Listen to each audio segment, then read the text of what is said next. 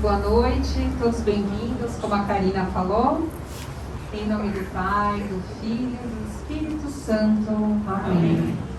Vinde, Espírito Santo, enchei os corações dos vossos fiéis e acendei neles o fogo do vosso amor. Enviai o vosso Espírito e tudo será criado, e renovareis a face da terra. Oremos. Ó Deus, que instruístes os corações dos vossos fiéis com a luz do Espírito Santo, fazei que apreciemos retamente todas as coisas, segundo o mesmo Espírito, e gozemos sempre de sua consolação, por Cristo Senhor nosso. Amém. Podemos nos sentar. Eu vou pedir para que mantenham os celulares desligados ou no silencioso, tá? E uma boa aula para vocês. Precisando ter água, qualquer dúvida, levantar a mão, que assim que der uma folga na apresentação aqui do Marco, nós estaremos esclarecendo vocês, tá bom? Sejam todos muito bem-vindos e é uma alegria enorme para a pastoral do Crisma de Adultos ter vocês aqui. Tem livro? Não.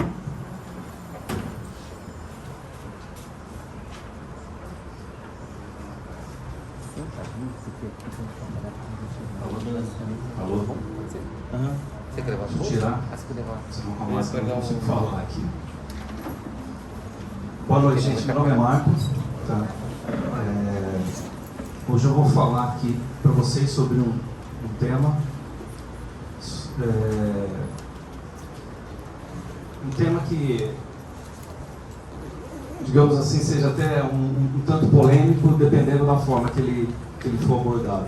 Tá? Vamos falar aqui sobre a criação. Meu nome é Marco Conce, eu sou casado com a Renata, minha esposa é aqui da paróquia também. A gente participa de algumas pastorais. Entre elas eu auxilio com algumas palestras no Crisma, tanto de adulto quanto de jovens. Na aula de hoje a gente vai falar sobre a criação. Quando a gente fala sobre a criação do mundo, do universo, das pessoas, nós podemos abordar de duas maneiras diferentes. Quando a gente fala em criação, tem o que a Bíblia fala, maneira teológica, religiosa, e tem também o jeito que a ciência fala sobre a criação. E hoje aqui eu vou procurar mostrar um pouco de cada, para ver no que elas são coincidentes ou o que elas são diferentes.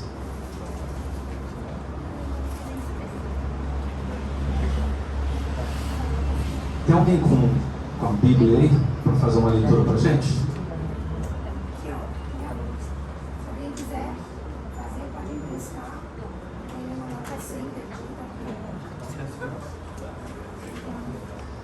Vamos começar por Gênesis, capítulo 1, tá?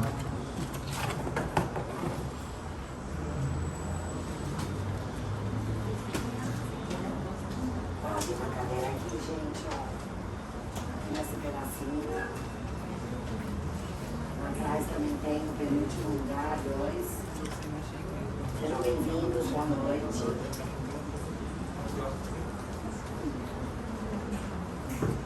O Gênesis é o primeiro livro da Bíblia, que é onde fala como que o mundo, o universo, os animais, a terra e os homens foram criados. Gênesis, capítulo 1. Você pode ler para a gente?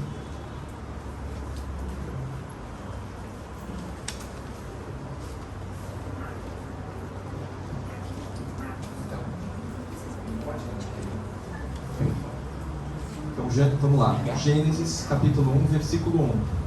No princípio, Deus criou o céu e a terra. A terra estava sem forma e vazia. As trevas cobriam o abismo e o Espírito de Deus pairava sobre as águas. Deus disse: faça-se a luz. E a luz foi feita. Deus viu que a luz era boa e separou a luz das trevas. Deus chamou luz dia e as trevas noite. Sobreveio a tarde e depois a manhã. Foi o primeiro dia. Deus disse: faça-se um firmamento entre as águas e separe ela uma das outras. Deus fez o firmamento e separou as águas que estavam debaixo do firmamento daquelas que estavam por cima. E assim se fez. Deus chamou ao firmamento o céu. Sobreveio a tarde e depois a manhã. Foi o segundo dia. Deus disse: que as águas que estão debaixo do céu se juntem no mesmo lugar e apareça um elemento árido. E assim se fez. Deus chamou ao elemento árido terra e ao ajuntamento de águas mar. E Deus viu que tudo isso era bom. Deus disse: produz a terra plantas, ervas que contenham sementes e árvores frutíferas que deem fruto segundo a sua espécie, e o fruto contenha a sua semente. E assim foi feito. A terra produziu plantas, ervas que contêm sementes segundo a sua espécie, e árvores que produzem frutos segundo a sua espécie, contendo um fruto a sua semente. E Deus viu que isso era bom. Sobreveio a tarde e depois a manhã. Foi o terceiro dia. Deus disse: façam-se luzeiros no firmamento do céu para separar o dia da noite, que sirvam eles de sinais, e marquem o tempo, os dias e os anos, e resplandeçam no firmamento do céu para iluminar a terra. E assim se fez. Deus fez 2 grandes luzeiros, o maior para presidir o dia e o menor para presidir a noite. E fez também as estrelas. Deus colocou-os no firmamento dos céus para que iluminassem a terra, presidissem o dia e a noite, e separassem a luz das trevas. Deus viu que isso era bom. Sobreveio a tarde e depois a manhã. Foi o quarto dia. Deus disse: pululem as águas de uma multidão de seres vivos, e voem aves sobre a terra, debaixo do firmamento do céu. Deus criou os monstros marinhos e toda a multidão de seres vivos que enchem as águas, segundo sua espécie, e todas as aves segundo a sua espécie. E Deus viu que isso era bom. E Deus os abençoou. Frutificai, disse ele, e multiplicai-vos, e enchei as águas do mar, e que as aves se multipliquem sobre a terra. Sobreveio a tarde e depois a manhã. Foi o quinto dia. Deus disse: produz a terra seres vivos segundo a sua espécie, animais domésticos, répteis e animais selvagens segundo a sua espécie. E assim se fez. Deus fez os animais selvagens segundo a sua espécie, os animais domésticos igualmente, e da mesma forma todos os animais que se arrastam sobre a terra. E Deus viu que isso era bom. Então Deus disse: façamos o homem à nossa imagem e semelhança, que ele reine sobre os peixes do mar, sobre as aves do céu, sobre os animais domésticos e sobre toda a terra, e sobre todos os répteis que se arrastam sobre a terra. Deus criou o homem à sua imagem, criou a imagem de Deus, criou o homem e a mulher. Palavra do Senhor. Graças a Deus. Então, gente, essa é a história da criação, de maneira bastante resumida, tá? Mas é o que promulga a nossa fé. E a ciência, o que ela fala disso? Vamos ver como que a ciência apresenta a história da criação. Essa foto aqui, eu coloquei no meio da apresentação porque achei uma foto bastante bonita, interessante. Foi a primeira foto tirada da Lua em direção à Terra. Essa foto foi tirada da nave espacial Apollo 12, tá? Em 1968, Apollo 10, desculpa, 1968, antes da chegada do homem à Lua. E nessa foto aparece aqui a superfície da Lua, e uma Terra nascente. A Terra é o planeta onde vivemos. E a Terra é apenas um dos planetas do Sistema Solar. Aqui só em termos de comparação de tamanho, para vocês terem uma ideia, a gente tem aqui o planeta Plutão, Mercúrio, Marte, Vênus e Terra. Em tamanho e proporção volumétrica, Terra e Vênus elas são semelhantes. Mas são corpos celestes grandes.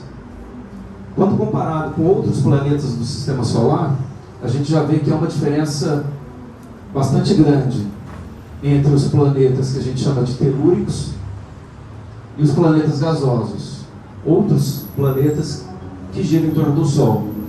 Aqui a gente tem Netuno, Urano, Saturno e o maior dos planetas do Sistema Solar é Júpiter. Aqui uma comparação. A Terra, Júpiter e o tamanho do Sol. O Sol é uma estrela, não é um planeta. É a estrela mais próxima do nosso planeta porque é a estrela a qual a Terra orbita. Deixa eu ver se vai entrar um vídeo aqui.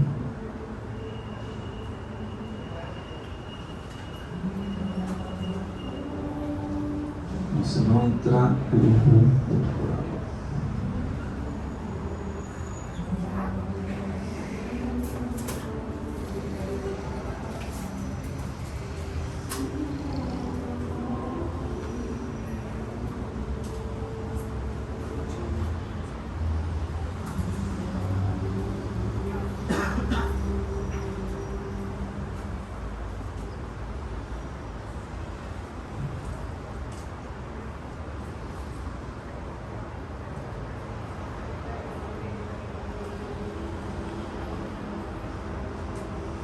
Esse vídeo aqui vai só dar uma ideia do tamanho dos objetos do universo.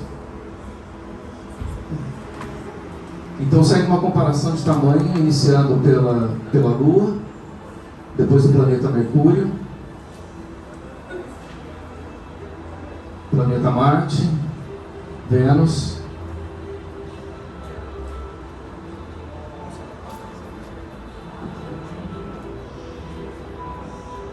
Terra, Netuno. Por enquanto tudo isso são os planetas do Sistema Solar. Júpiter,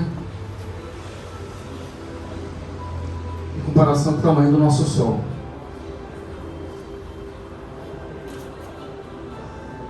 Depois uma outra estrela que chama Sirius, uma outra estrela que chama Pollux. Olha o tamanho do Sol perto dessas estrelas. Já é quase insignificante. Aldebaran é uma gigante vermelha. Rigel é uma estrela, uma gigante azul da constelação de Órion. Antares, da constelação de Escorpião. O tamanho do Sol aqui já nem aparece mais, tão insignificante que ele ficou.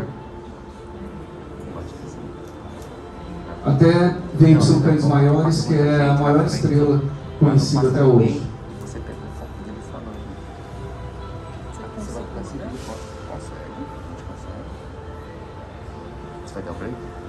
O tamanho da Terra é insignificante perto dessa estrela. Ela possui 2 trilhões e 800 bilhões de quilômetros de diâmetro. Para ter uma ideia do que é isso, um avião comercial voando a 900 km por hora, para ele voar ao redor dessa estrela, levaria mais de 1.100 anos.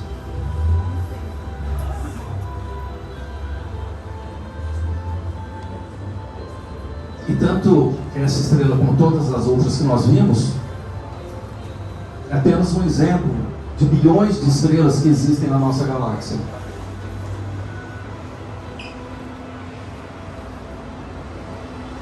E assim como nossa galáxia, que chama Via Láctea, possui bilhões de estrelas, existem outros bilhões de galáxias em todo o universo. Isso dá para ver o quão insignificante é o tamanho da Terra perto do nosso universo.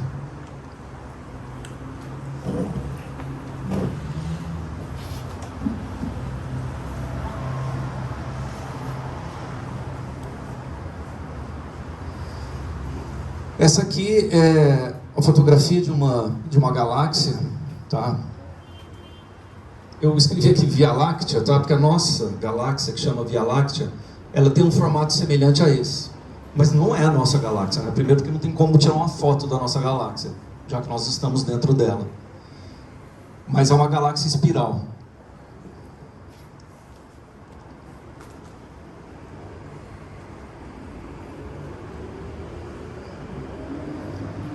Quando a gente olha para o céu, à noite, não aqui na cidade de São Paulo, mas se você for para um lugar afastado, para um sítio, um local onde que não tenha poluição luminosa, a gente consegue enxergar no céu uma faixa bem nítida de estrelas, tá?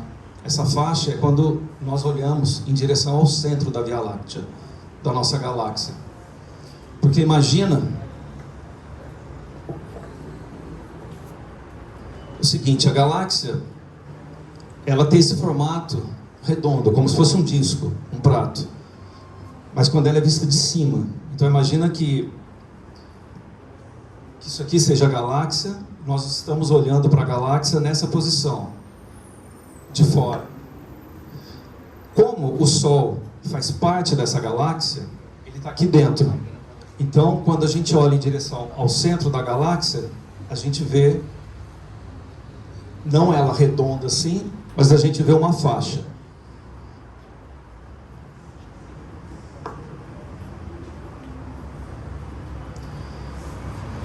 E num local escuro, é essa faixa que nós vemos à noite. Uma noite estrelada, sem nuvens.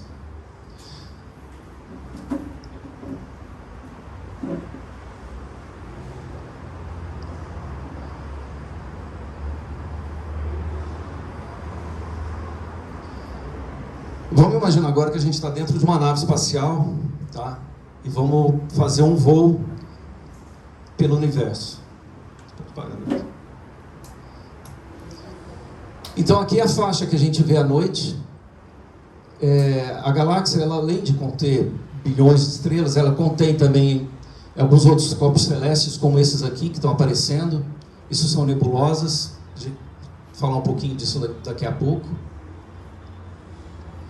E agora a nossa nave espacial está saindo num voo no universo, onde aqui a gente vê a nossa galáxia em direção ao seu núcleo, ao seu centro. É mais ou menos a visão que nós temos aqui da Terra. Só que agora a nossa nave espacial vai começar a se afastar da galáxia e a gente vai ver ela de cima. Então aquela faixa que nós observamos à noite, tá?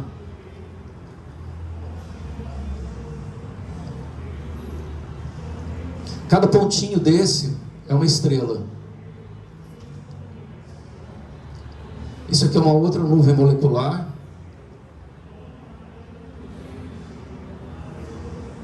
Agora a gente está começando a se afastar da galáxia. Então pode ver que a visão que nós temos da nave espacial agora passa a ser a galáxia vista de cima.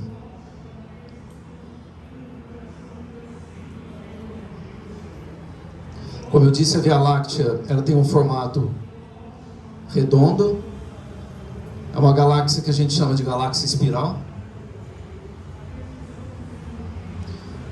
E ela tem vários braços aqui, onde o número de estrelas é maior. Agora, cada pontinho desse que vocês estão vendo aqui não são mais estrelas. São galáxias. E o universo contém bilhões de galáxias. Cada uma composta por seus bilhões de estrelas.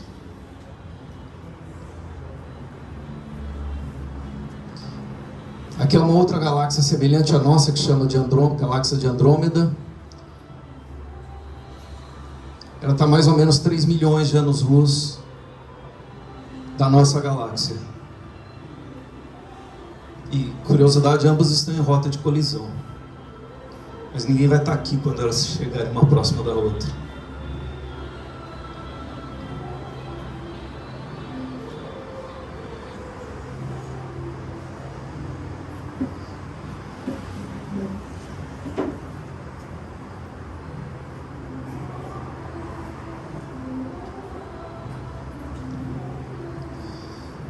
Aqui é uma foto do telescópio espacial Hubble, tá? A maioria das fotografias de galáxias, nebulosas e outros corpos celestes que normalmente nós vemos na mídia, tá? Ou seja, jornal, televisão, a maioria foi tirada por esse telescópio.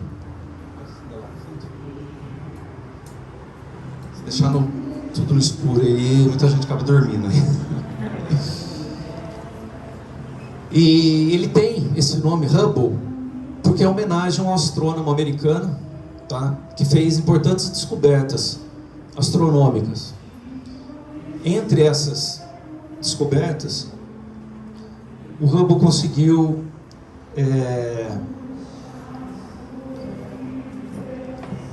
o Hubble, não o telescópio, o cientista, tá? Ele conseguiu descobrir que o universo está se expandindo. Ou seja, todos os objetos no universo estão se afastando um dos outros, numa velocidade, numa escala acelerada. E com essa descoberta que ele fez, um cientista propôs uma teoria, que mais tarde ficaria sendo conhecida como teoria do Big Bang. Vocês conseguem reconhecer esse cientista que foi o primeiro a propor uma teoria que na ciência, e hoje nós ouvimos já, espero que a maioria aqui pelo menos já tenha ouvido falar sobre a teoria do Big Bang?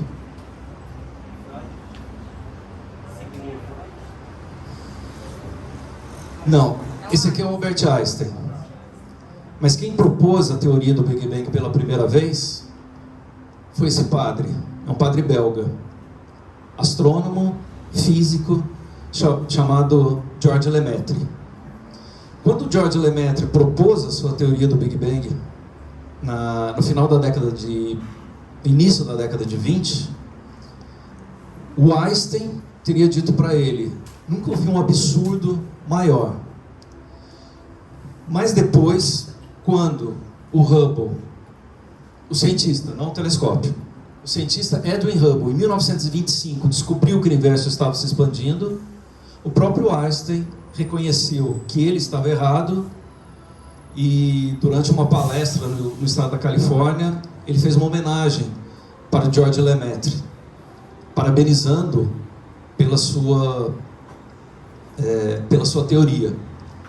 E o interessante em destacar aqui é que o Georges Lemaitre ele era um padre belga. Nós normalmente crescemos ouvindo falar mal da Igreja Católica, do seu obscurantismo, mas na verdade a gente não tem a mínima ideia da enorme contribuição que ela proporcionou para a ciência. Tem uma outra aula durante o ano aqui, no curso de Crisma, onde eu vou falar da história da Igreja Católica, e isso vai ficar bem claro.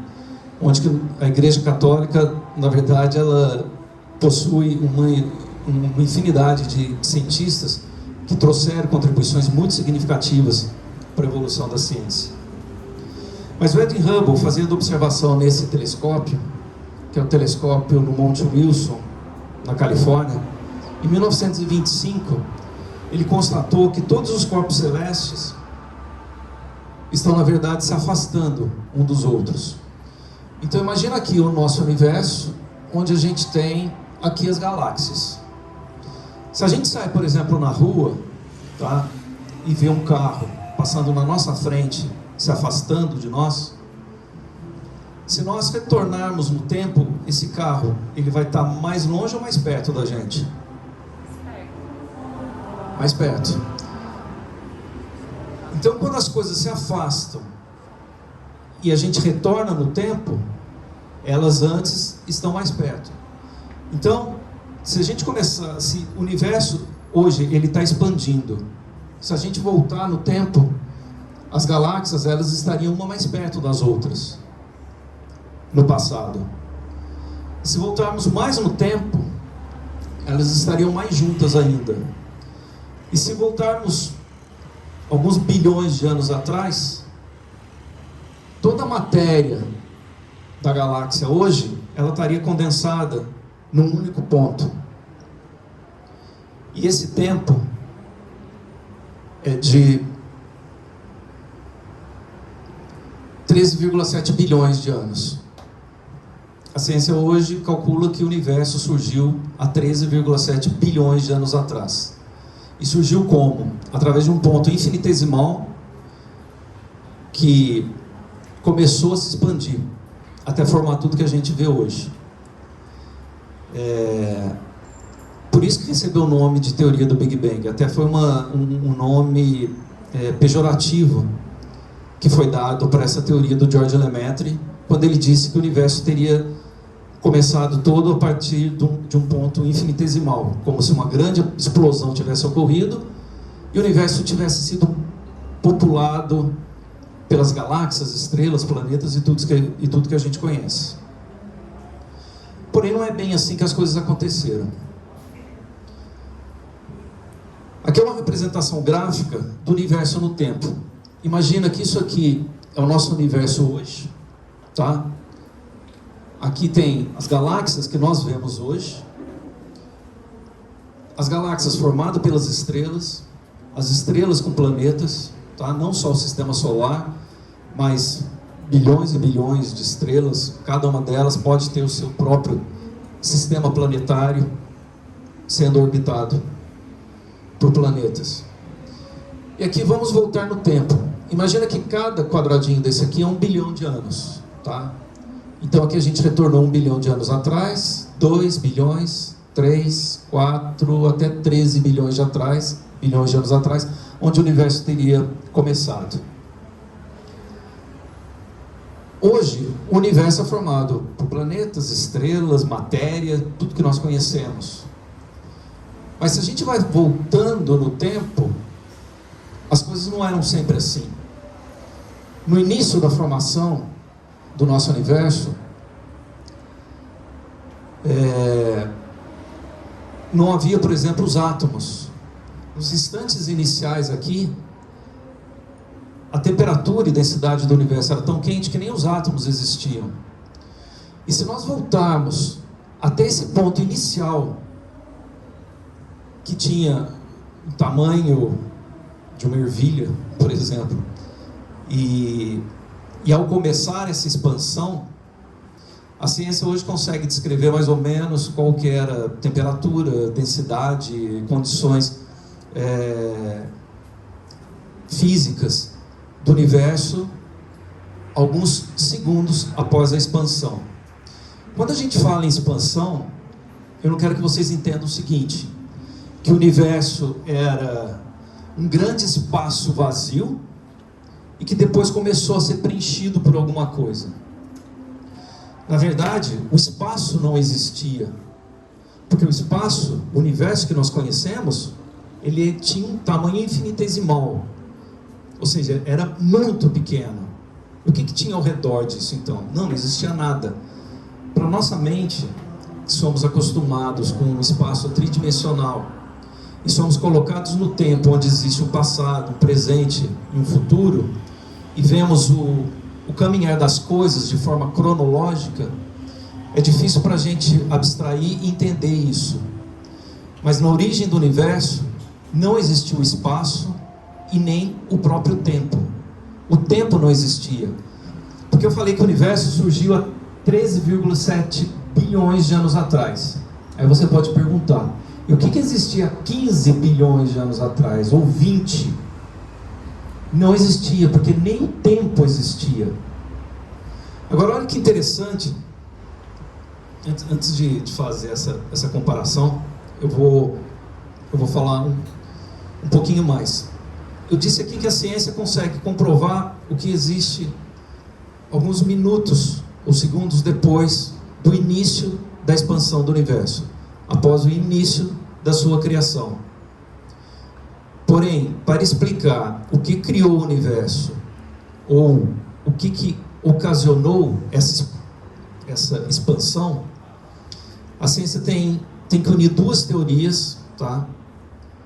Que uma é chamada de teoria da relatividade geral, que estuda o macrocosmo, coisas muito grandes, como planetas, estrelas, coisas que possuem gravidade, tá?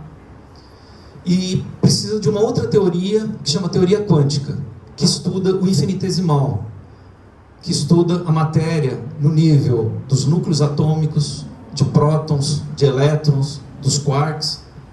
E quando a gente pega a teoria da relatividade geral, que é uma teoria macrocósmica, com a teoria quântica, que é uma teoria que estuda os átomos, elas não se encaixam.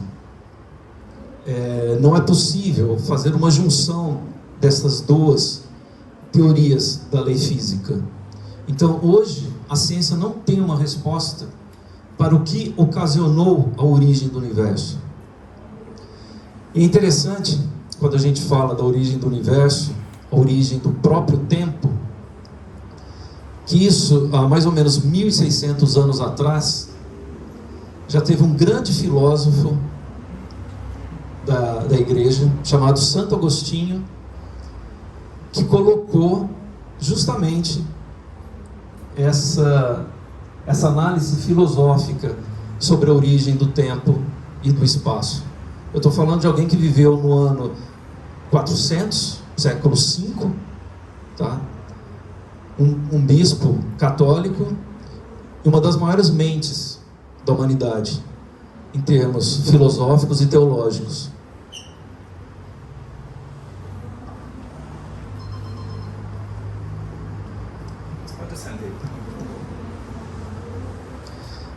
Esse aqui é um livro de Santo Agostinho que chama Confissões. O que eu vou ler aqui agora para vocês foi escrito há 1.600 anos atrás. Num dos trechos, Santo Agostinho diz o seguinte: ele fala aqui, o capítulo 13 do livro 10, do livro Confissões, onde ele fala sobre a origem do tempo. E ele escreve o seguinte: ele está se referindo a Deus. Vós que criastes esse mesmo tempo, nem ele podia decorrer antes de o criaste. O que ele está querendo dizer? Que Deus é criador do tempo, e que o tempo não poderia ocorrer antes da criação. Porém, se antes da criação do céu e da terra não havia tempo, para que perguntar o que fazias então? Não podia haver então, onde não havia o tempo. Não é no tempo que vós precedeis o tempo. Ou seja, não é no tempo que Deus precede o tempo.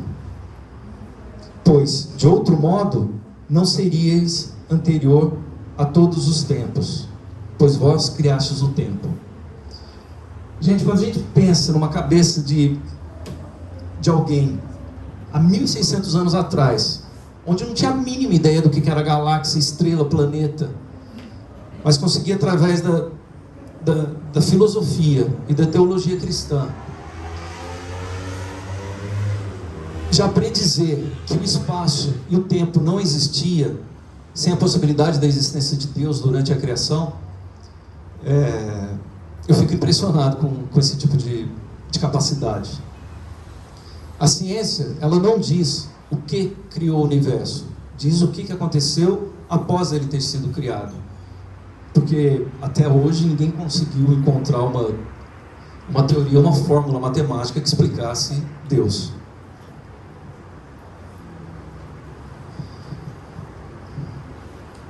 Nuvem molecular.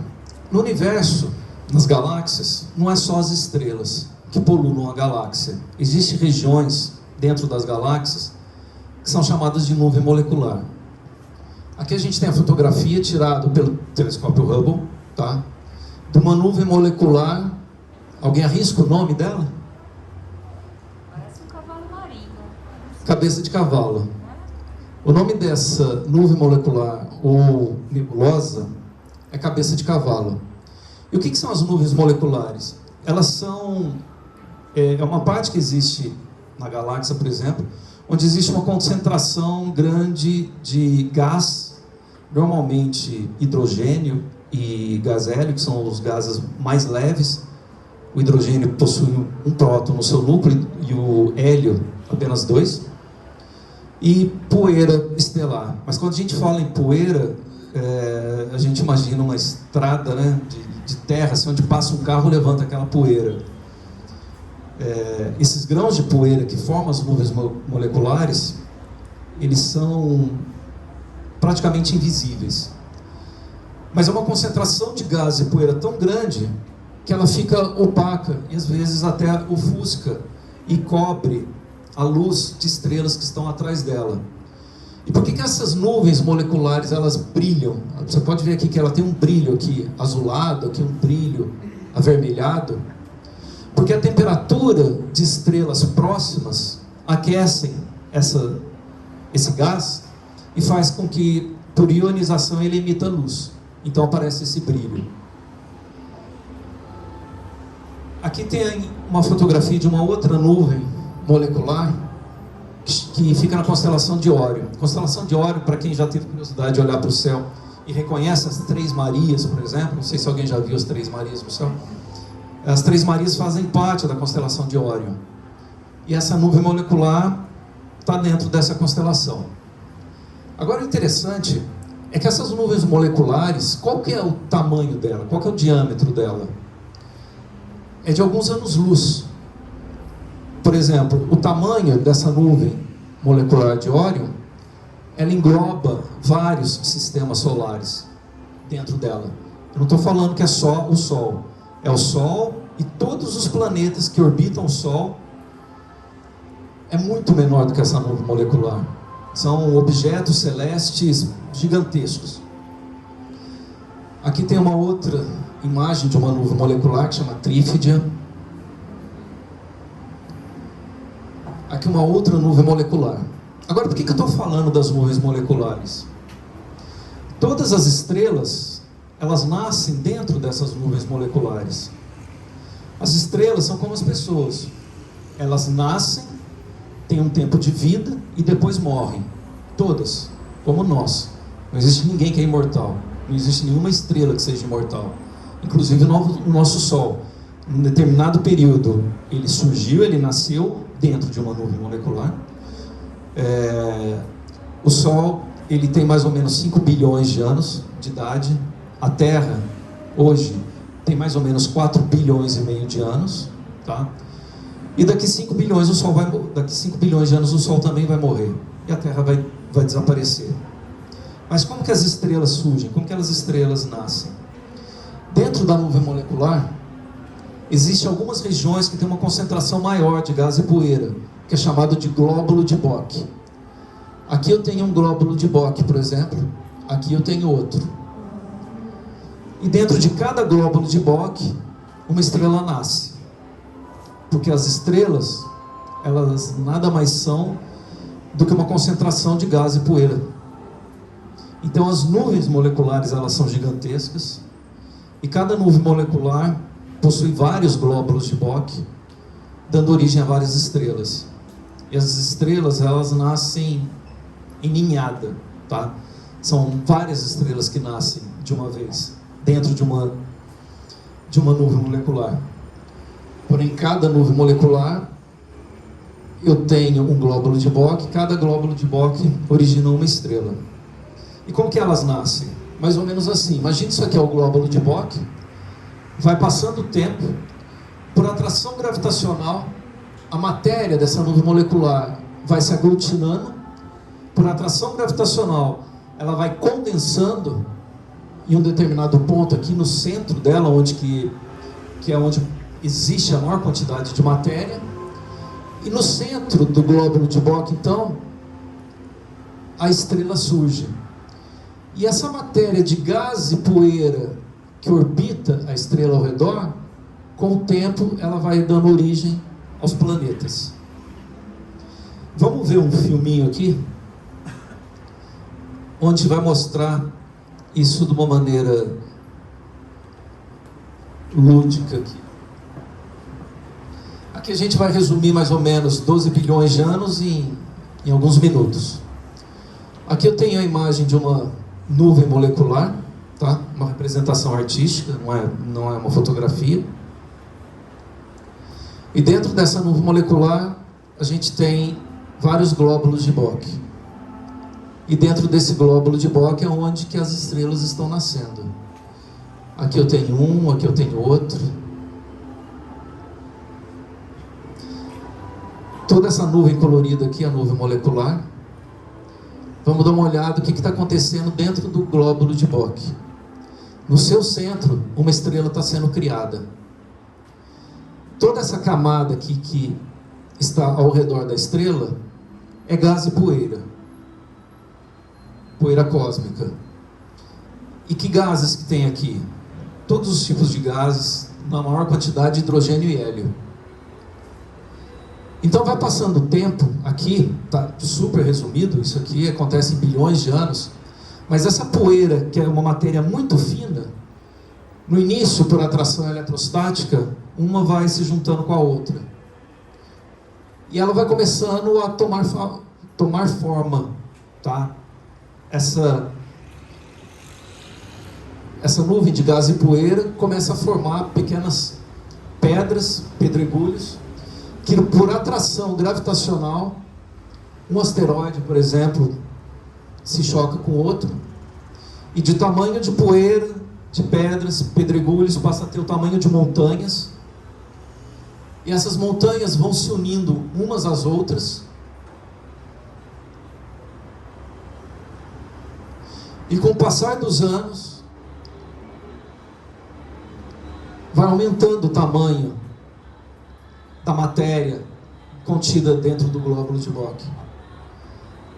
Até que, com o tempo, a maior quantidade de matéria foi absorvida pela estrela que está nascendo no centro, e a matéria que sobrou ao redor dessa estrela vai formando os planetas. Então, o processo que leva aí alguns bilhões de anos, no final dele nós temos uma estrela, que aqui poderia ser o nosso Sol, com uma série de planetas orbitando a estrela. A Terra se formou assim. A Terra, um dos planetas que orbita o Sol. No início, a Terra era toda incandescente, tá? Era uma massa disforme de lava a elevadíssimas temperaturas. É que a gente pode ver que tem vários asteroides, cometas, que atraído pela gravidade da Terra, se chocam com ela, aumentando ainda mais a sua massa e tamanho. E assim era a Terra no início. Até que, com o passar do tempo, ela se resfria. Mas vamos entender um pouco o que forma os elementos químicos que forma tudo no universo. Quem já viu isso aqui na escola? Como que chama isso aqui? Tabela periódica.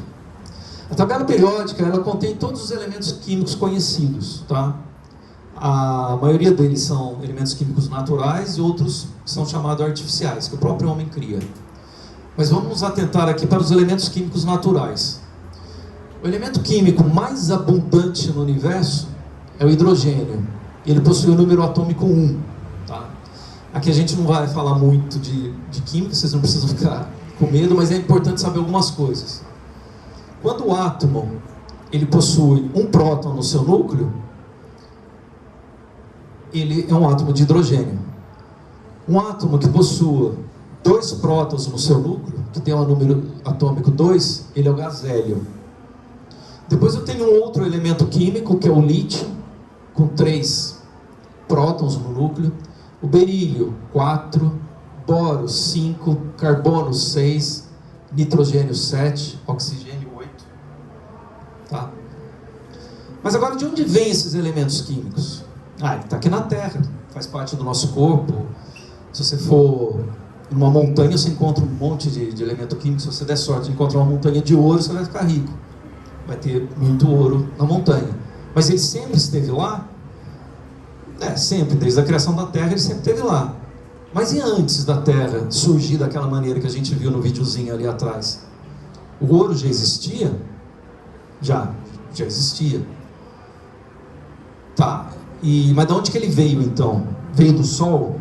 Não, porque o Sol era uma estrela que foi formada por uma quantidade do jeito que a gente viu, de massa de gás e poeira, e esse gás e poeira formou o Sol, formou a Terra. Então, os elementos químicos já tinham que estar ali, nesse glóbulo de Bohr inicial que deu origem ao Sol, nessa nuvem molecular que deu origem ao Sol.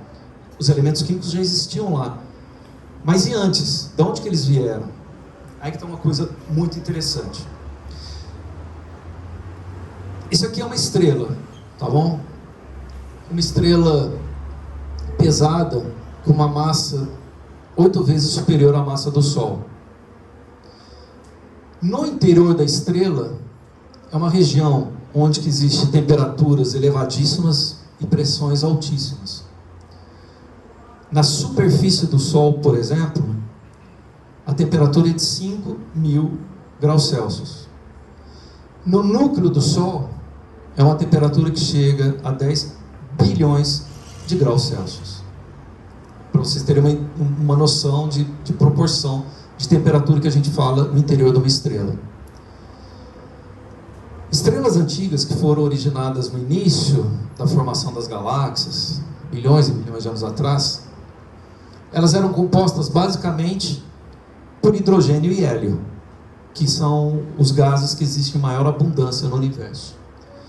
E se a gente pega o núcleo da estrela, onde possui elevadas temperaturas e pressões muito altas, é nessa região que os elementos químicos são formados. Começa a formação do hidrogênio.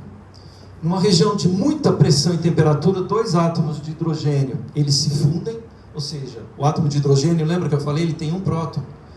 Um átomo de hidrogênio com outro átomo de hidrogênio, eles se fundem e formam um átomo de 2 prótons.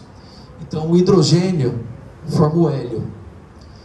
O carbono, ele tem número atômico 4. Então, eu preciso de 2 átomos de hélio. Quando submetidos a alta temperatura e alta pressão, eles se fundem num processo que é conhecido como fusão nuclear e formam um átomo de carbono. E assim sucessivamente. O átomo de carbono forma o átomo de oxigênio, depois, tá vendo? Olha, aqui eu estou caminhando na direção do núcleo da estrela, em direção ao centro. Quanto mais ao centro, mais temperatura e mais pressão. Então, os outros elementos químicos vão sendo formados, até o enxofre e depois o ferro. Quando a estrela começa a formar os átomos de ferro no seu interior, eu não vou entrar em detalhes aqui, mas acontece uma reação exotérmica, ela perde a capacidade de sustentar e a estrela explode. A estrela explode num objeto celeste que a gente chama de supernova. A explosão de uma estrela é um evento cataclísmico tão grande que a explosão de uma estrela, ela às vezes pode ter a luminosidade do núcleo de uma galáxia inteira. Aqui a gente tem a fotografia do céu estrelado, tirado por, eu não sei que telescópio que tirou essa foto, mas numa determinada noite ele tirou essa foto de uma região do céu, e na noite seguinte ele tirou essa foto onde aparece a explosão de uma estrela. Pode ver como o brilho é muito maior, ou seja, o brilho de uma estrela ao explodir ofusca centenas de outras estrelas que estão nas proximidades. Aqui, por exemplo, eu tenho a foto de uma galáxia, isso aqui é uma fotografia real, e aqui é a foto de uma supernova, ou seja, uma estrela que explodiu próximo a essa galáxia. Essa galáxia, ela tem bilhões e bilhões de estrelas. Observa que a luminosidade de apenas uma é quase tão forte quanto a luminosidade do núcleo da galáxia inteira. Ou seja, é um evento raro, mas extremamente potente. Quando a estrela explode, a energia que ela libera é tão grande que aí sim todos os outros elementos químicos da tabela periódica são formados. Aqui a gente tem um remanescente de uma supernova, que é a nebulosa do Caranguejo, que fica a mais ou menos 6 anos-luz da Terra. 1 ano-luz é a distância que a luz percorre durante um ano. Tá? A estrela mais próxima da Terra fica a 4 anos-luz de distância. Essa supernova, essa estrela, quando explodiu, ela ficava a 6 anos-luz de distância. E o interessante é que a gente tem relatos na China, no ano de 1054, quando foi observado a explosão dessa estrela. Ela iluminou quase o céu inteiro, aqui da Terra, apesar da distância que a gente está. Não vou dizer iluminou o céu inteiro. A luminosidade dela, da explosão dessa estrela, foi comparada à luminosidade da lua cheia. Tá? Só que passou o tempo, essa luminosidade se perdeu, né? A estrela explodiu, mas o que sobrou dela foi essa nuvem de gás e poeira. Vamos voltar um pouquinho aqui na tabela periódica. Ou seja, no núcleo da estrela é formado o hélio, o lítio, o berílio, o boro, o carbono, o nitrogênio, o oxigênio, todos os elementos químicos até o ferro. Quando a estrela explode, a dimensão dessa explosão faz com que esses elementos químicos aqui, que se formaram no interior da estrela, possam se fundir e dar origem a todos os outros elementos químicos que a gente conhece: cobre, zinco, ouro, prata, manganês e etc. Agora, por que eu estou falando isso? Porque olha que interessante. Então, o ouro da sua gargantilha, o carbono que está em todos os seres vivos na sua mão, o ferro que corre no seu sangue, o urânio que está presente nas usinas ou nas armas nucleares, prata, todos os elementos químicos que nós conhecemos e que faz parte do nosso próprio corpo, eles foram criados no interior de uma estrela que viveu, que nasceu, viveu e morreu muito anterior ao Sol, e que ao morrer ela contaminou com o que sobrou dela depois da explosão uma nuvem molecular que daria origem ao Sol e ao planeta. Ou seja, os elementos químicos que fazem parte do nosso corpo, por exemplo, que eu disse, o oxigênio que você respira, ele foi criado no interior de uma estrela muito mais antiga do que o nosso próprio sistema solar. Porque se esses elementos químicos existem aqui na Terra e fazem parte de nós, eles só existem porque foram criados dentro de uma estrela que morreu há bilhões de anos atrás. Eu até me emociono e me arrepio quando eu penso nessa dimensão, porque se a gente pensar que cada átomo do seu corpo é muito mais antigo do que a própria Terra, muito mais antigo do que o próprio Sol, a gente consegue talvez ter uma dimensão da importância, da grandeza de todo esse processo na criação. Porque se não fosse uma estrela ter nascido, morrido, criado esses elementos químicos para que contaminasse um determinado glóbulo de Bock, onde o Sol e a Terra ia surgir, nós não estaríamos aqui, porque a vida ela só existe com base no carbono, por exemplo. E quando a gente pega a quantidade dos elementos químicos que existem no universo, eles não existem todos na mesma quantidade. Como eu disse, o elemento químico que mais existe no universo é o hidrogênio. Depois o hélio, mas o hélio é um gás nobre. O átomo de hélio, ele não se combina com nada, tá? Ele não é capaz de formar cadeias moleculares. O hidrogênio, sim. Então temos hidrogênio, depois carbono, oxigênio e aqui o nitrogênio. Se a gente pega esses 4 elementos químicos, com exceção do hélio, que não se combina com nada, que são os elementos químicos que é encontrado em maior abundância no universo, não é mera coincidência que o hidrogênio, oxigênio, carbono e nitrogênio sejam os elementos químicos que mais abundância formam o nosso corpo. O nosso corpo é 70% de água. E o que é a água? H2O. São 2 átomos de hidrogênio para cada átomo de oxigênio. Então só por aí dá para ver a quantidade de hidrogênio que nos forma.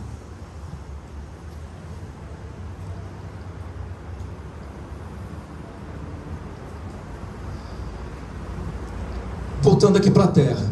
Então, no início, a Terra era extremamente quente, formada por lava, vulcões, e que precisou passar os anos para ela ir se resfriando, formando essa crosta terrestre sólida que nós conhecemos, que nós vivemos sobre ela. Porque no núcleo da Terra, no seu interior, a temperatura ainda é tão elevada que existe um magma. Vamos dizer assim, a grosso modo, é rocha derretida. Tanto é que a pressão no interior da Terra, quando ela se eleva muito, em alguns pontos na superfície surgem os vulcões que expelem essa lava para diminuir a pressão no interior da Terra. Então, com o passar do tempo, a superfície da Terra ela foi se resfriando até se tornar sólida, e que através, acredita-se que a água na Terra surgiu principalmente através dos cometas que foram absorvidos pela Terra por atração gravitacional. Os cometas, eles são não asteroides, existem dois corpos diferentes aí, tá? Cometa e asteroide. Os cometas, eles são formados basicamente por água congelada, e de tantos cometas que na origem do sistema solar foi atraído para a Terra, eles deram origem aos oceanos. Aqui tem uma fotografia, aqui é o norte da África, tá? Onde acredita-se que houve a maior probabilidade da vida humana ter se originado, foi na África. Aqui eu tenho as costas da Ásia. Aqui, por exemplo, a Arábia Saudita, Mediterrâneo, aqui é o Mar Vermelho. Ou seja, a própria história da humanidade na Bíblia mesmo, que a gente lê, se passa aqui, né? O Egito, Mesopotâmia, terra de Ur, depois Abraão, ali onde que é a região de Israel. Mas e a origem da vida? O que a ciência fala? Tá? Através da teoria da evolução. Tá? Primeiro, através de seres unicelulares, deu origem ao reino Monera, que é dos fungos, depois dos protozoários, e a evolução da vida deu origem ao reino vegetal, depois ao reino animal.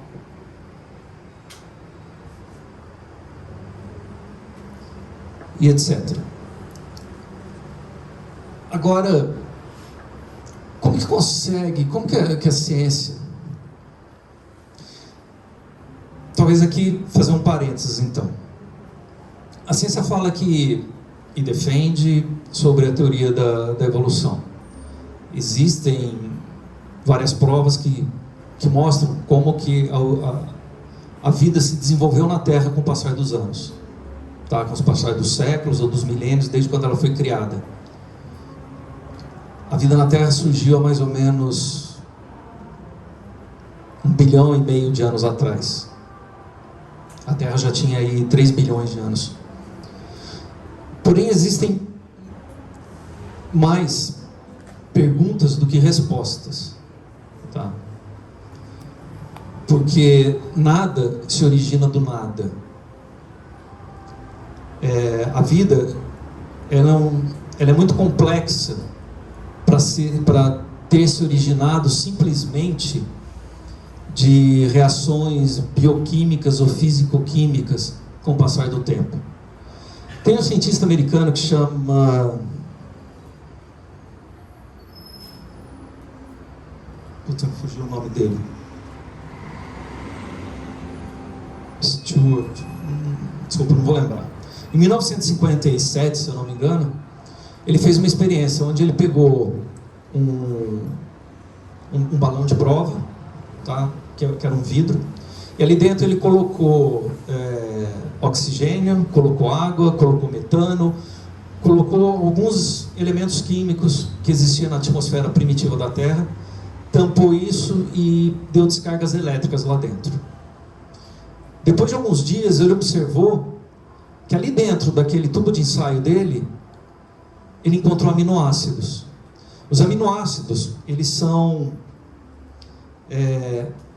como se fosse falando assim, em tijolos, pequenos tijolos necessários para formar a proteína.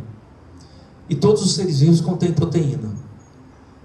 Então ali ele conseguiu, representando através da atmosfera da Terra primitiva, com descargas elétricas simulando os raios, ele criou dentro do tubo de ensaio aminoácidos, mas muito, muito distante de ter criado vida. Isso nunca foi feito. Existe um ramo da ciência mais moderna hoje que chama design inteligente, que mistura um pouco das duas coisas. Já que um elemento químico por si só não é possível se transformar em vida, o design inteligente ele propõe então que alguma coisa cause essas alterações. Quando Charles Darwin fala sobre a mutação das espécies, né, isso principalmente no século XIX, essas ideias começam a tomar forma. Muitos cientistas ateus, entre eles Huxley e outros, defendia que não precisava de Deus envolvido no processo. Mas o design inteligente fala que não basta só que existam as condições necessárias para que a vida surja. Alguma coisa precisa dar o start nessa vida, né? Precisa dar o start para que a vida aconteça. Está aí o dedo de Deus. Olha que interessante. Como que a gente consegue estudar a evolução das espécies, por exemplo? Isso aqui é a fotografia de um rochedo, tá? A gente pode ver aqui o solo estratificado. Está vendo que eles são formados em várias camadas? Ou seja, as camadas mais embaixo são camadas mais antigas, que depois, por erosão e mudança de temperatura, vento, terra vai se sobrepondo a essas camadas antigas e vai dando origem a camadas mais novas na rocha, na montanha. Olha essa outra fotografia aqui que interessante. A gente pode ver direitinho aqui diversas etapas da evolução terrestre. Ou seja, onde essas camadas inferiores são mais antigas e as camadas superiores são camadas de rocha mais recente. Aqui a gente tem uma outra fotografia. Isso aqui é no Grand Canyon, lá nos Estados Unidos. Aqui embaixo passa o Rio Colorado. E o rio ele foi corroendo a terra com o passar do tempo. E é interessante que lá no Grand Canyon é muito nítido. A gente observa com muita facilidade essa estratificação no solo. Mas agora, por que eu falei disso? Isso aqui é um fóssil de um animal chamado trilobita. Esse fóssil ele surgiu mais ou menos 500 milhões de anos atrás, tá? Numa fase geológica conhecida como período cambriano. O período cambriano foi um período onde que houve uma diversificação muito grande das espécies. Ninguém sabe explicar por quê. Mas a trilobita é um animal extinto. Não existe mais hoje, tá? Aqui a gente só tem um fóssil. O que é o fóssil? É um animal que ele foi soterrado e por algumas razões peculiares do lugar onde ele foi soterrado, ele foi preservado. Só que com o tempo, claro, ele morre, e com o tempo ele se solidifica. Ele perde todas as suas características biológicas. Fica apenas o calcário, o cálcio dos ossos, por exemplo, que dá formato ao fóssil. Esse fóssil é preservado durante os anos. Aqui a gente tem um outro fóssil, por exemplo, de um peixe, que fica gravado na pedra. Aqui o fóssil de um dinossauro, por exemplo. Isso aqui é uma fotografia real de um mamute. Agora, como que isso ocorre? Imagina o seguinte. Milhões e milhões de anos atrás eu tinha um lago que vivia o peixe. Aí passou o tempo, o peixe morreu, o lago secou e veio uma camada de terra por cima, cobriu esse peixe. Onde começou a viver um lagarto. Passou o tempo, o lagarto morreu, foi coberto com uma camada de terra e veio aqui um macaquinho. Então o peixe é mais antigo que o lagarto, que é mais antigo do que o macaco. Agora, como que os paleontólogos eles estudam as épocas em que esses animais viveram? Imagina que eu tenho aqui 3 regiões no nosso planeta. Por exemplo, aqui na América, aqui a Europa e aqui a Ásia. Em determinada camada de terra, que é classificado, por exemplo, há 500 milhões de anos atrás, nós encontramos fósseis da trilobita. Mas nós não encontramos fósseis, por exemplo, do macaquinho. Isso mostra que esse animal viveu, digamos, em todas as partes ao redor da Terra, tanto na América, quanto na Europa, quanto na Ásia, por exemplo, e que viveu nesse período de tempo. Passou o tempo e começa a se encontrar um outro tipo de fóssil, de um outro animal. Esse animal, ele não é encontrado nas camadas anteriores, mostrando que ele surgiu posteriormente à trilobita. E ele também não é encontrado nas camadas superiores. Ou seja, então é um animal que em determinado período da existência da Terra, ele surgiu, viveu e foi extinto. E assim por diante. Então é assim que um paleontólogo, ele estudando as camadas da Terra e os fósseis encontrados em cada camada, eles conseguem mais ou menos que datar o período de vida de cada um desses animais. Aqui tem um sítio paleontológico, onde está sendo escavado aqui o fóssil de um animal bastante antigo, que já estaria enterrado aí há alguns milhões de anos. Então aqui a gente vê uma montanha estratificada, onde, que dependendo de onde o fóssil é encontrado, você mais ou menos que consegue datar quando que ele surgiu. Aqui é a fotografia de um paleontólogo do lado de um osso de um animal extinto, fossilizado.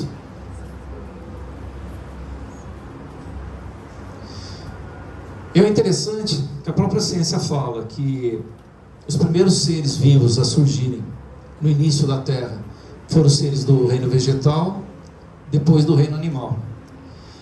O interessante é que a evolução das espécies mostra que primeiro a vida provavelmente surgiu na água, no lago, no mar, por exemplo, através dos peixes.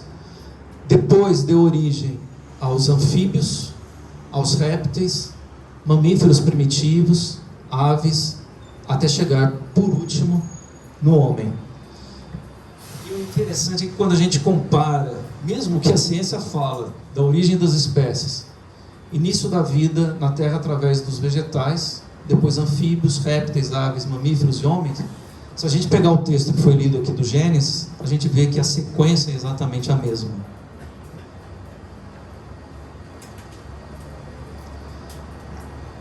Aqui eu tenho uma fazenda, por exemplo, diversas eras,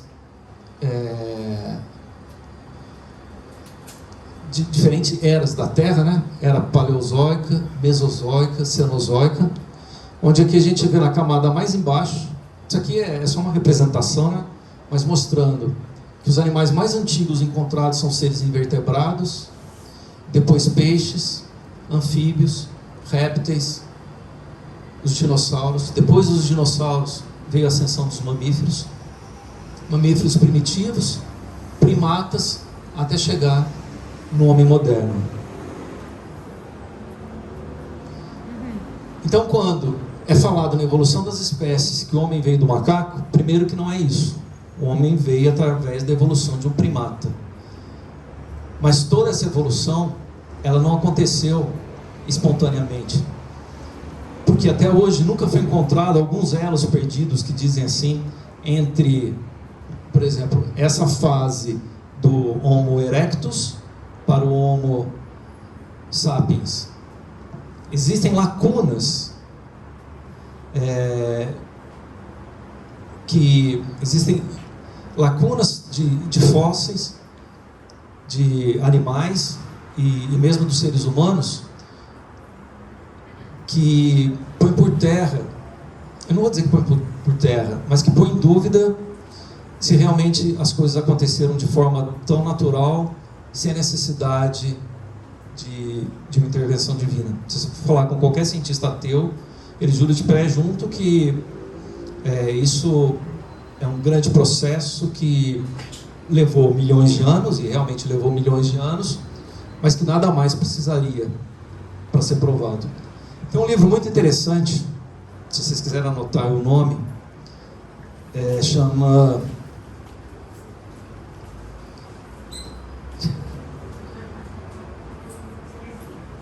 Verdades Reveladas.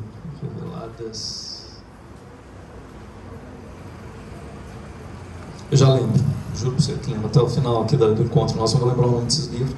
De quem que é? Eu procuro aqui. Procurei, o nome do autor é José Miguel Fuentes. Escreve Miguel José Fuentes, Verdades, já vai falar o nome do livro aí. Verdades Roubadas, eu acho que é isso. E esse livro é interessante que tem um dos... Verdades Secretas. É isso? Não, acho que você encontrou foi... É minissérie. Tá trazendo automaticamente aqui, hein? O Wikipédia tá trazendo. Verdades Ocultas, pode ser? Não? Não, mas procura no livros. Aí deve estar. Depois eu coloco nos comentários do vídeo lá. Tá. Acho que é Verdades Roubadas. Escreve Verdades Roubadas.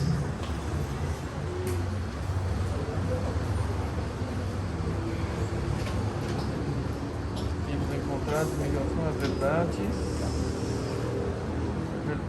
verdades roubadas. É isso mesmo, Verdades Roubadas, o autor José Miguel Fuentes. E um dos capítulos desse livro, esse livro é fantástico, ele fala sobre tudo que nós enxergamos hoje em dia, alimentados pela mídia, alimentados por uma revolução cultural marxista que tomou conta das nossas escolas e do ateísmo, empurrou goela abaixo diversas coisas que nós acreditamos ser verdades e que realmente não são. Então fala sobre, em um dos capítulos trata exatamente sobre a verdade da origem da vida. É muito interessante. Agora, quando a gente compara, então, já chegando aqui no encerramento, o que estava na Bíblia e o que a ciência mostra, a gente vai ver que, de certa forma, é muito semelhante.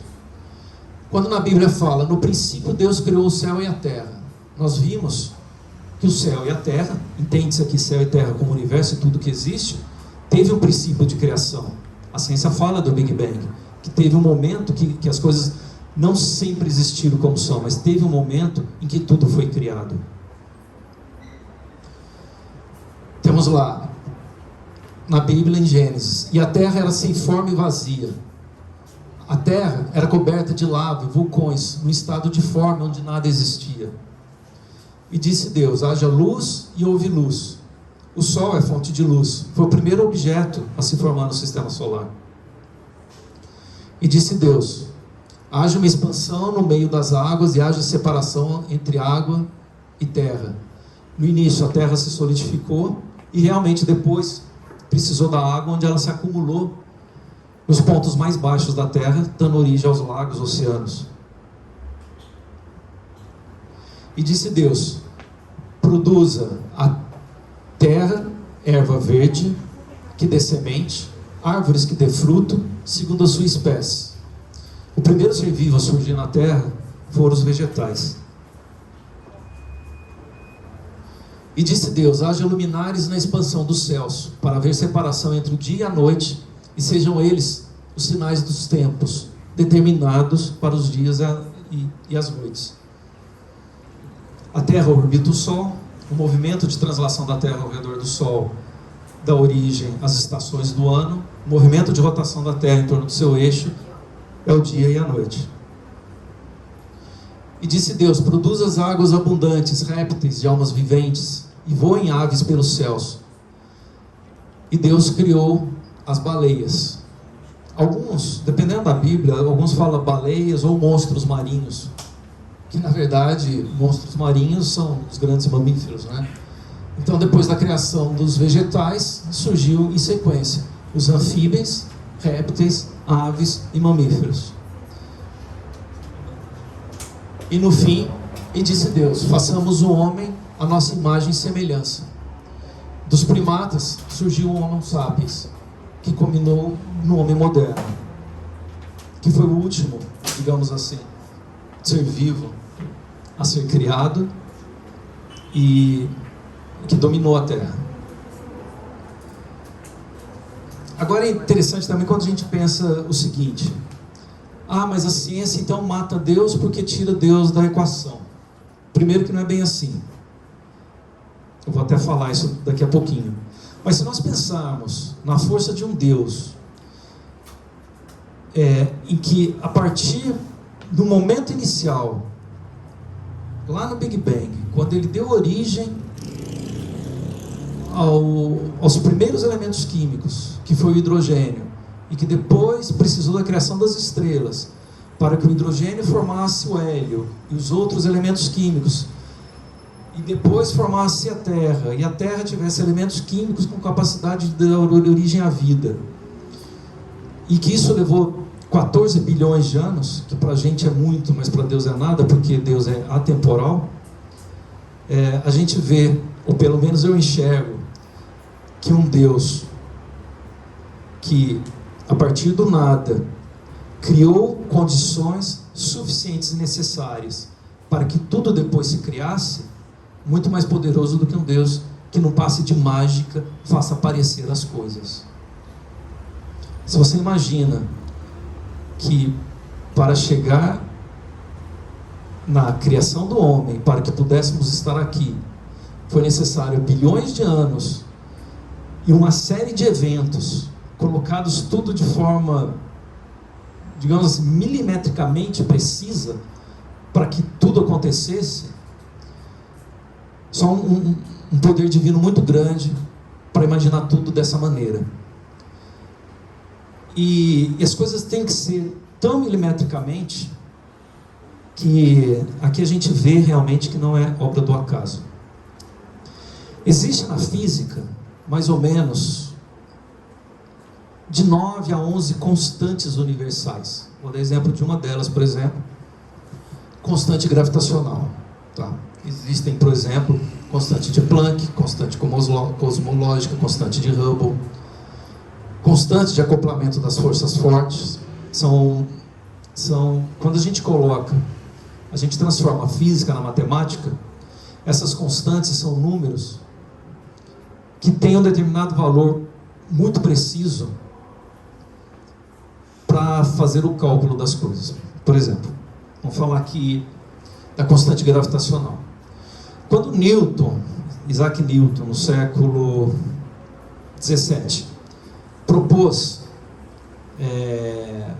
a fórmula da atração gravitacional, força igual a massa dividido pelo raio ao quadrado, que separa tal, lá nessa fórmula dele, ele previu uma constante, que matematicamente, para quem estudou física, é chamado de G, um G maiúsculo, que tem o valor de 9,8 vezes 10 a menos 10, qualquer coisa assim.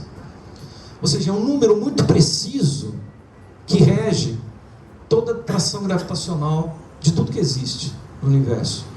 Se você vai estudar a atração gravitacional da Terra com a Lua, ou do Sol com a Terra, ou mesmo de uma bola de futebol com a Terra, sei lá, qualquer coisa, você precisa dessa constante gravitacional. Essa constante gravitacional é um número extremamente preciso. E que se esse número não tivesse exatamente esse valor, nada do que conhecemos aqui existiria. Lembra quando eu falei da formação das estrelas lá dentro do glóbulo de Bock? Que inicialmente uma partícula, uma poeirinha, ia sendo atraída por outra, aí formava uma pedra maior, que deu origem a umas rochas maiores, que aí por atração gravitacional uma rocha se juntou com a outra, aí cresceu de tamanho até o tamanho de montanhas, e essas montanhas foram se juntando uma com as outras, até formar o planeta Terra, por exemplo. Se a constante gravitacional ela tivesse um valor um pouquinho menor, por exemplo, do que o valor que ela tem, a Terra não teria existido. E se essa constante gravitacional tivesse um pouquinho maior, fosse um pouco maior, a Terra também não teria existido, porque toda a massa que formou o nosso planeta, por uma atração gravitacional muito grande, ela teria toda se juntado no Sol e não haveria planetas. Toda aquela massa de gás e poeira teria condensado na estrela central. Do jeito que eu falei da constante gravitacional, já terminou. Tá. Existem outras. Então é importante que essas constantes gravitacionais tenham exatamente esses valores para que tudo que nós conhecemos possa existir. Agora, como que elas foram criadas exatamente nesses valores? A ciência não explica o porquê, não explica como e nem tem a resposta para isso. Mas a gente encontra a resposta em Deus. Porque se não fosse para as coisas serem criadas do jeito que foram, a gente também não estaria aqui. Aí você pergunta, puxa, mas tudo isso que você falou sobre a ciência, não é exatamente o jeito que a Bíblia fala. Claro, gente, a Bíblia, ela foi escrita, principalmente esse livro do Gênesis, calculo que foi escrito há mais ou menos 3.000 anos atrás, ou 3.500 anos atrás, 1.000 anos antes de Cristo ter vindo para a Terra, onde que quem vivia eram pessoas com conhecimento limitado, nem se compara com o que nós conhecemos hoje, mas que cultivavam, criavam família, tinham suas comunidades, e por inspiração divina, alguém escreveu o livro do Gênesis. É atribuído a Moisés, que Moisés teria escrito o livro do Gênesis. Agora, como conseguir um nível de entendimento tão grande como o que está aqui, em muitas coisas a gente vê que levou 3.000 anos de um desenvolvimento da humanidade muito grande para mostrar com outras palavras que o que está aqui foi o que aconteceu. É isso que eu tinha para apresentar para vocês hoje. Espero que vocês tenham gostado, achado interessante para quem não dormiu, e estou à disposição para esclarecimento de dúvidas, perguntas, tá? Depois termina a aula aqui, que a Karina fazer o encerramento, alguém quiser conversar alguma coisa. Obrigado, gente.